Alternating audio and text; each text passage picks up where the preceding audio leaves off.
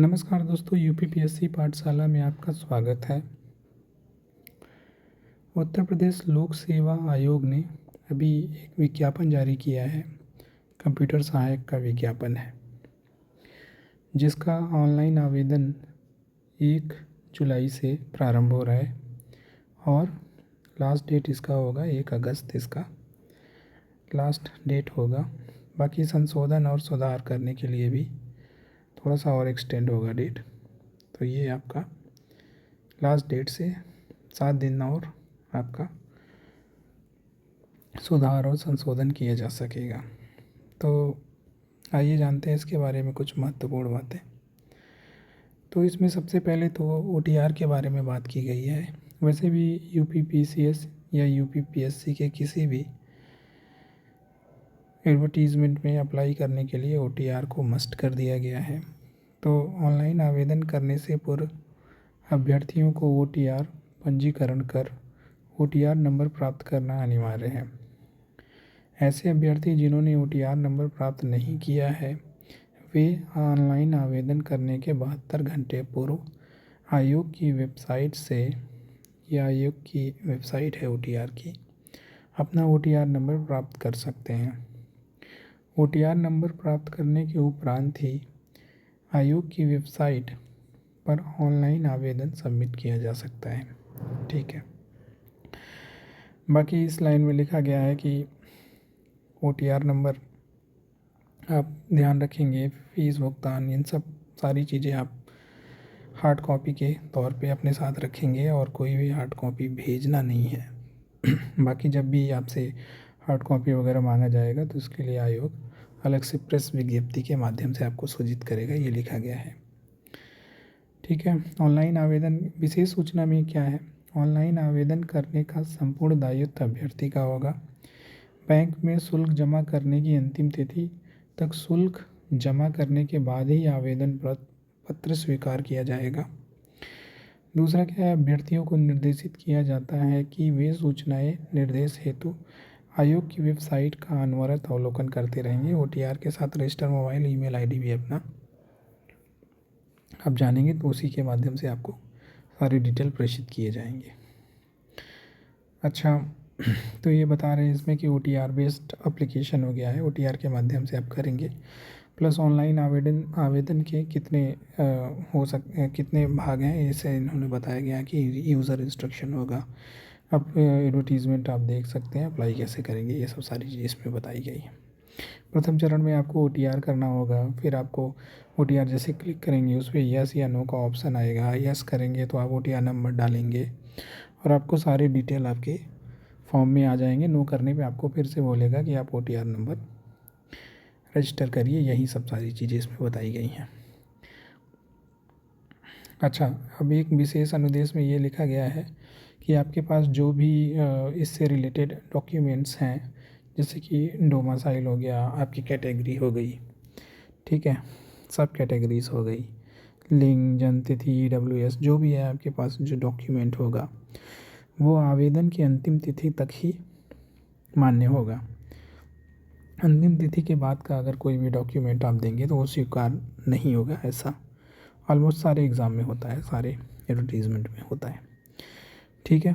आगे अब हम जान लेते हैं कि बाकी इसमें सारी चीज़ें आवेदन शुल्क के बारे में जान लेते हैं कि कितनी आवेदन शुल्क होगी। तो इसमें आवेदन शुल्क कितनी है? 125 रुपये है। किसके लिए? जनरल के लिए है। और अनुसूचित जाति, अनुसूचित जनजाति के लिए 65 रुपये है। दिव्यांगजन 25, भूतपूर्व सैनिक 40 और महिला और स्वतंत्रता सेनानी, जो भी उनकी मूल श्रेणी होगी, जो भी उनका कैटेगरी होगा, इसमें से जो जहाँ पे भी लाई करेंगे उनके हिसाब से वो पैसे लगेंगे। ठीक है। और सबसे इम्पोर्टेंट बात, रिक्तियों की संख्या जान लेते हैं। टोटल रिक्तियों की संख्या है 13, जिसमें से अनारक्षित अनरिजर्व जो है वो आपका 9 हो गया, और ईडब्ल्यूएस के 1 हो गए, और अति पिछड़ा वर्ग के 3 हो गए। महिला की 2 संख्याएं कर दिए हैं इन्होंने, हालांकि 9 3 12 1 13 हो गया महिला, यानी कि जो भी महिला होगी इन्हीं में ही लाई करेगी। ठीक है। अच्छा, एक सबसे बड़ा इम्पोर्टेंट बात यह है कि यह समूह ग यानी कि ग्रुप सी की पोस्ट है, यूपी पीएससी के माध्यम से निकली है, लेकिन यह ग्रुप सी की पोस्ट है जिसका वेतनमान 2400 ग्रेड पे का है। ग्रेड वेतन 2400 है, वेतनमान इसका 5200 से 20,200 के मध्य में होगा। आरक्षण जैसा यूपी गवर्नमेंट में लगता है वैसा ही लगेगा।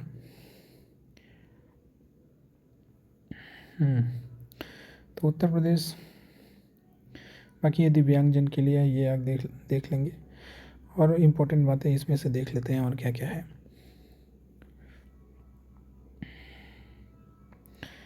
ठीक है, आयु में छूट के बारे में चीज़ें की गई हैं। शैक्षिक योग्यता एक बार देख लेते हैं कि शैक्षिक योग्यता क्या है। शैक्षिक ये अर्हता जो है उसमें ये बोला गया है कि आप मतलब किसी मान्यता प्राप्त संस्था विश्वविद्यालय से कंप्यूटर विज्ञान में डिप्लोमा के साथ इंटरमीडिएट परीक्षा या डोएक या नाइलेट सोसाइटी से ओ लेवल के डिप्लोमा के साथ इंटरमीडिएट परीक्षा उत्तीर्ण हो। मतलब यही है कि आपको 10+2 प्लस ओ लेवल है तो आप इस फॉर्म को भर सकते हैं। हालांकि कंप्यूटर विज्ञान में डिप्लोमा भी है तो भी आप इसको भर सकते हैं। ये दोनों में से कोई भी एक आपके पास शैक्षिक अर्हता है तो आप इसको भर सकते हैं इस फॉर्म को। आयु सीमा जान लेते हैं कि 18 वर्ष की आयु अवश्य पूरी होनी चाहिए और 40 वर्ष से अधिक नहीं होनी चाहिए। यूपीपीएससी में ऑलमोस्ट सारे पोस्ट में यही आयु सीमा होती है। बाकी अधिकतम छूट में यहाँ पे लिखा हुआ है, आप इसको देख लेंगे। और इसके और इम्पोर्टेंट बातें इसके बारे में देख लेते हैं कि क्या इसका सिलेबस है, पैटर्न क्या है। तो यहाँ पे हम इसको देख लेंगे, ये हो जाएगा आपका। ठीक है, इसका अब हम देख लेते हैं। अब ये आप देख लीजिएगा कि क्या कहते हैं कि किस तरह का क्या होना चाहिए फॉर्मेट आपके जाति प्रमाण पत्र का। यहाँ से आप फॉर्मेट ये देख लेंगे। अब हम देख लेते हैं आगे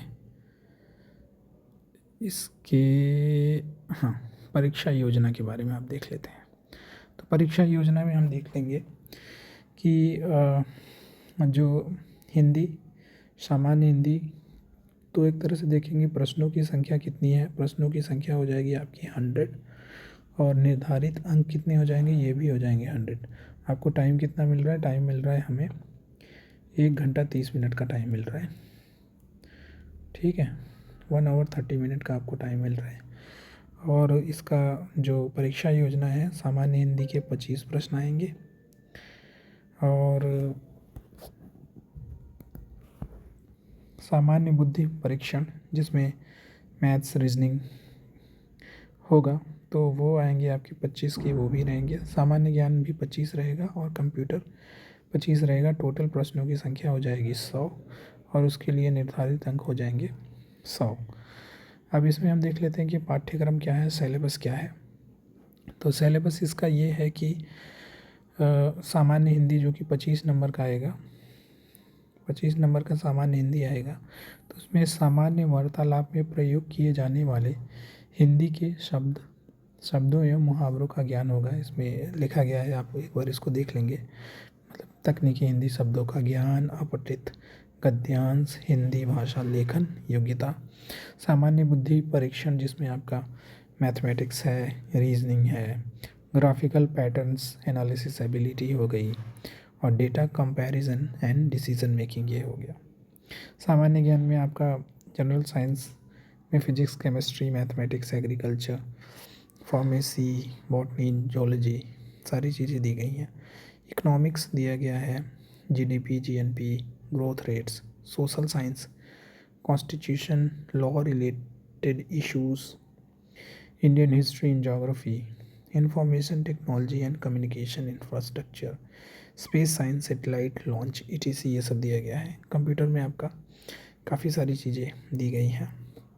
तो वैसे भी एग्ज़ाम भी आपका कंप्यूटर ऑपरेटर का है। तो इसमें operating system window, Linux, Unix, computer language C++, document handling, ठीक है, database handling, internet, emails, W popular websites, web surfing, ये सब सारी चीज़ें दी गई हैं, मालवेयर्स एंड वायरसेस। तो ये सब सारी चीज़ें दी गई हैं, सिलेबस भी आप एक बार देख लेंगे। तो ये फॉर्म आप लोग भर दीजिएगा, जो कि 1 जुलाई से स्टार्ट है और 1 अगस्त तक चलेगा। धन्यवाद।